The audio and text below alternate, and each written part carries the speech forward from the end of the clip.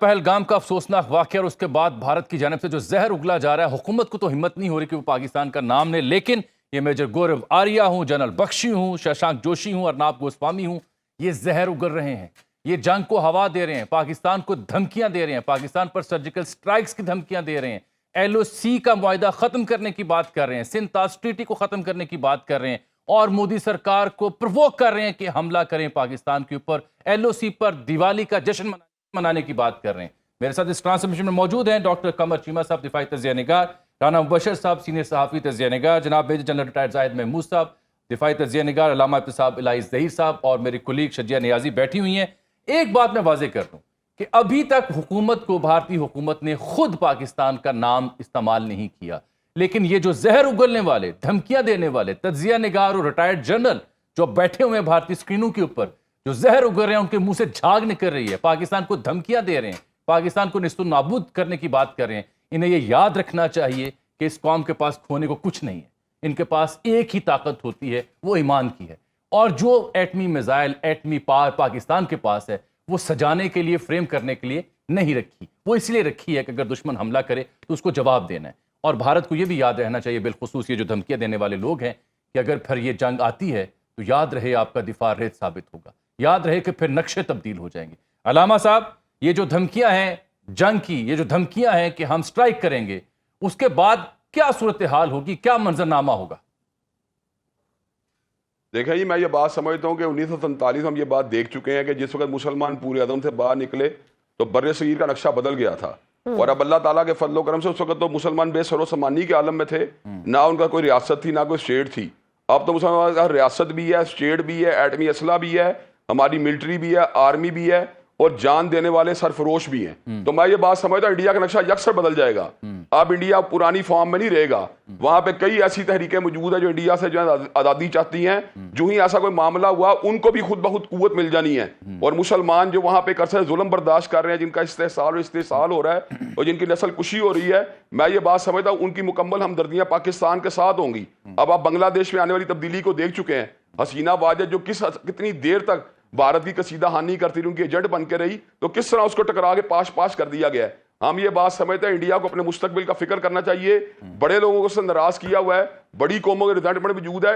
India का पूरा नक्शा बदल जाना है और इंडिया का वजूद जो है टुकड़े टुकड़े हो जाना है। और यहाँ पे हर तरफ जो है ना आजादी की तहरीकों ने सर उठा लेना है। और इसके बाद इंडिया के पास जो है ना अब पछताए क्या हुआ जब चिड़िया चुग गए, खेत वाली कैफियत उनके ऊपर तारी हो जानी है।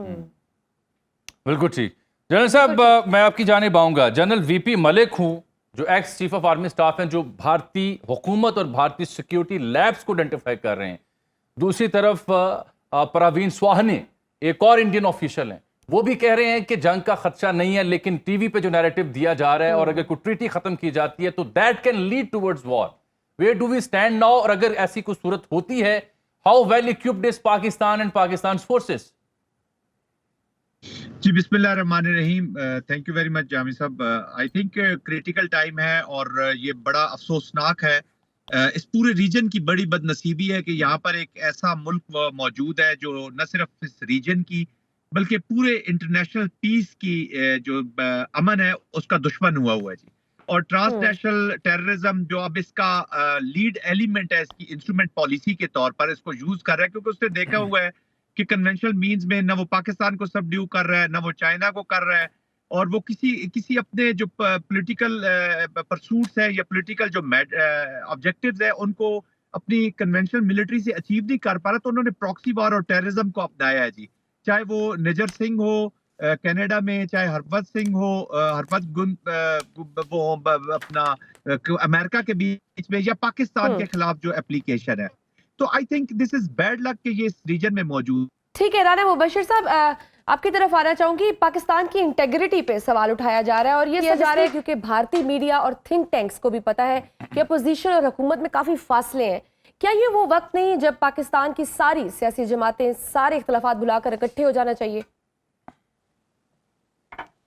देखिए जी, मेरे ख्याल में when it comes to this point सारी जमातें इकट्ठी हैं और होंगी, और इसमें कोई दो राय नहीं है, इसमें कोई इफ्स एंड बट्स नहीं है। बिल्कुल बात क्लियर रखें। दूसरी बात यह है कि इंडिया अपना शौक पूरा करने जा रहा था मुशर्रफ साहब के दौर में। जी। जब मुशर्रफ का दौर था तो eyeball to eyeball situation थी, और eyeball to eyeball situation में जब यहाँ पे दोनों फोर्सेस आमने सामने खड़ी थी, इंडिया और पाकिस्तान की फोर्सेस, तो उस वक्त 55 to 60% मल्टी नेशनल कंपनीज जो कि इंडिया में काम कर रही थी वो भागने के लिए तैयार हो गई थी। जंग शंग कोई नहीं हुई थी, eyeball to eyeball situation थी, दोनों फोर्सेस आमने सामने थी।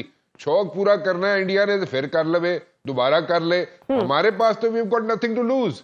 द पॉइंट इज कि वहां पे जितनी मल्टीनेशनल कंपनीज बैठी हुई हैं वो नस जाएंगियां। दूसरी बात ये है कि यहाँ पे इंडिया का सिक्योरिटी लैप्स है, इंडिया का सिक्योरिटी लैप्स हुआ है।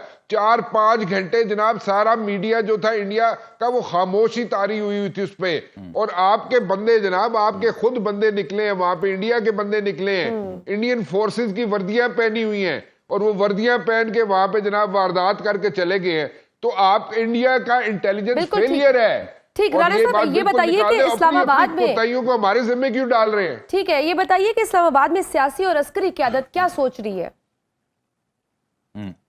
देखें जी, बात सिंपल सी है, बात एक ही है। देखें, हम लोग जो है वर्स्ट कम वर्स्ट सिचुएशन अगर होगी तो बात बिल्कुल ठीक है, जैसे जामी ने इंट्रो में कहा है कि बात तो सिंपल सी है। हमने यहाँ पे जनाब यहाँ पे कोई खिलौने तो नहीं रखे हुए। अगर हमारी इंटेग्रिटी पे हर्फ आएगा तो फिर हम तो वर्स्ट कम वर्स्ट सिचुएशन के हिसाब से अपना जो है फैसला करेंगे ना। हम यहाँ पे बैठ के ये तो नहीं देखेंगे कि नहीं जी वो नहीं जी असी कुछ नहीं कर सकते जी। नो, हमने पहले भी बता दिया हुआ है। आपने ये जो बातें कर रहे हैं ना इंडियन मीडिया पे बैठ के, जो पुराने जर्नैल इंडियन जर्नैल बैठ के बातें कर रहे हैं, मैं उनको बताना चाहता हूं कि भाई आपका जो आर्मी चीफ था, आपने एक यहाँ पे आए थे, आपने एयर स्पेस वायलेट की थी, और आपका आर्मी चीफ जो था वो बिल्कुल निशाने पे था। आपका आर्मी चीफ निशाने पे था और वो हिट हो सकता था, लेकिन वहां पे एक स्ट्राइक करके हमारी फोर्सेस ने सिर्फ ये बताया था कि भाईजान सानू पता है ताड़ा की है, तुसी है किथे हो, ताड़ा आर्मी चीफ बैठा किथे होया है, तानू दस दिता सी असी ਉਹਦੇ ਕਰੀਬ ਫੌਜੀ ਅਤਰਾਫ ਸਟ੍ਰਾਈਕ ਕੀਤੀ ਸੀ। That is true, राणा साहब। वार्निंग स्ट्राइक थी कि भाई वी नो आपका आर्मी चीफ किधर है। आपकी That is very true। And we know how to defend ourselves। Rana साहब, ये आपने बिल्कुल दुरुस्त निशानदेही की है, बिल्कुल दुरुस्त निशानदेही की है।